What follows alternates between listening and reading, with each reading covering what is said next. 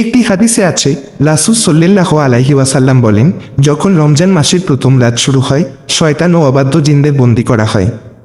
জাহান্নামের দরজাগুলো বন্ধ করে দেওয়া হয়, এর একটিও খোলা রাখা হয় না। অন্যদিকে জান্নাতের দরজাগুলো খুলে দেওয়া হয়, একটিও বন্ধ রাখা হয় না। তখন একজন আহ্বানকারী ফেরেশতা ঘোষণা দেন, হে কল্যাণ অনুসন্ধানকারী, আল্লাহর কাজে এগিয়ে যাও।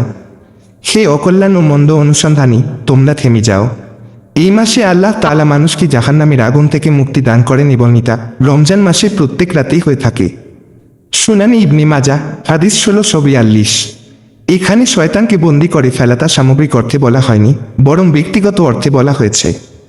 অর্থাৎ এর মানে এই নয় যে পৃথিবীর সব শয়তান এক মাসের জন্য পুরোপুরি বন্দী হয়ে যায়, বরং এর দ্বারা উদ্দেশ্য হল যে ব্যক্তি প্রকৃত অর্থে রোজা রাখে, রোজার সব আদব ও শর্ত মানে, রোজার হক পরিপূর্ণভাবে আদায় করে, তার ক্ষেত্রে শয়তানের প্রভাব দুর্বল হয়ে পড়ে।